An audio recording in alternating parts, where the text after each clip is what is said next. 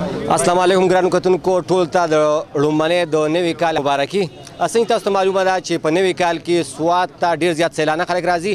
نن هم د شپې په 12 بجې نه ټایم اوریدلی دی، نوی کال شروع شوی دی. موږ سره سیلانه خلک دلته کې موجود دي.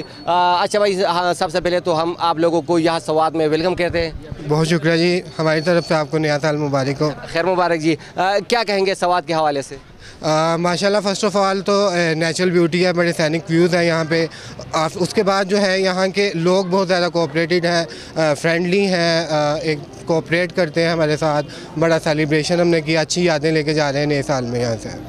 अच्छा, पैगाम क्या देना चाहते हो? हम लोग ये पैगाम देना चाहेंगे कि क्योंकि रिसेंटली यहाँ पे कुछ फ्लड आया, कुछ जो है वो लोग यहाँ पे आए, यहाँ पे आके डेवलपमेंट करें, यहाँ पे जो है सियाहत को तरजीह दी जाए. बहुत पुरसकून पूरा अमन एरिया है. कोई जिस तरह से बाहर फॉरेन कंट्रीज़ में बताया जाता है कि कोई टेररिज्म है, ऐसा कुछ नहीं है. पुलिस डिपार्टमेंट बड़ा अच्छी तरीके से काम कर रहा है और जितने भी हमारे दूसरे होटल मैनेजमेंट है बड़े अच्छे तरीके से काम कर रहे हैं. शुक्रिया जी, थैंक यू जी. संजय تاسو دلته کې د فیصلاباد چې ملمار راغلي د هغوی خبرې ترې تاسو اورېدلې. هغوی چې د پولیس صفتو کو دغه شان موږ سره د پولیس اس پي خانخیل صاحب هم دلته کې موجود دی. هغوی هم پوښتنې کوو. لاول درته سره جي تاسو په دې تاسو چې کوم دلته کې کوم انتظامات کړي په هغې ته مبارکباد درکوو چې ډېر زیات ښه انتظامات شوي دي. بل دا چې د نوي کال په حوالې سره به کتونکو ته څه پیغام ورکوئ؟ بسم الله الرحمن الرحیم. ډېره شکریه. اول خو د ټولو ته د نوي کال مبارکي وایم. دین علاوه اجاز خان ډي اس پي خواځاخیل ما سره موجود دی. په سوات کې خاص کر پیزاګټ تاسو وکړو، کالام، بحرین، مدین څومره وزټر چې راغلي دي هغوی دپاره مونږ زمونږ ډي اي جي صاحب ملکان، ډي پي او صاحب سوات په مختلف ځایونو کې فیسیلیټیشن سنټر یې کولاو کړي دي او مونږ یو میسج دا کنوی کوو چې سوات کې شکر الحمدلله بالکل امن دی. تاسو راځئ، تاسو انجوای کوئ. تاسو وکتل چې په سوات کې په هر ځای کې سیلانیان راغلي دي بغیر څه ججک نه، بغیر څه یارې ترخې نه لګیا دي، انجوای کوي.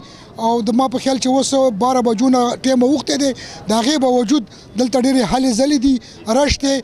دا د هغې غمازي کوي چې دلته امن دی، دلته سکون دی. ډېره مننه اس پي صاحب. اجاز خان، تاسو به څه ویل غواړئ په دې موقع باندې؟ نوی کال شروع شو. زه مبارکبادي وایم تاسو ته او دا دعا کوو چې الله تعالی دا نوی کال په موږ ټولو باندې د موږ ټولو پاکستانیانو باندې ښه تیر کړي، د ایمان او خوشحالو سره تیر کړي. دې نه علاوه امن او امان وي او الحمدلله په سوات کې ټوټلی امن او امان دی. څنګه چې زموږ اس پي صاحب تاسو ته وي، زموږ ریجنل پولیس افیسر ملکان سجاد خان صاحب، زموږ ډسټرکټ پولیس افیسر شفیع الله ګنډاپور صاحب، دغسې دا ټول سوات کې چې کوم دینو ډیوټیانې لګولې دي، فیسیلیټیشن سنټر قایمې دي. د سیلانیانو ته او د خلکو ته موږ دعوت ورکوو چې تاسو راشئ، د سوات ښکلا وګورئ، سوات انجوای کړئ. ټوریزم بالکل پروموټ دی، امن او امان دی، ټوټلی امن او امان دی. الحمدلله د سوات پولیس دا به تاسو سره شانه بشانه چې کوم په دې سیس کې ولاړ وي. ډېره مننه د ټایم راکولو چې خوشحاله شئ.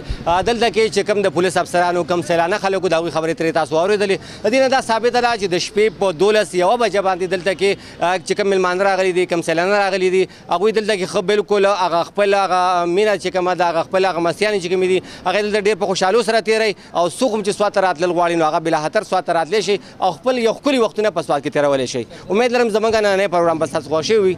راتلونکي یو بل پروګرام پورې د کیمرامین اجب خان سره سمد انجم ته اجازت راکوئ. په لوی الله مسپارم. د الله په امان.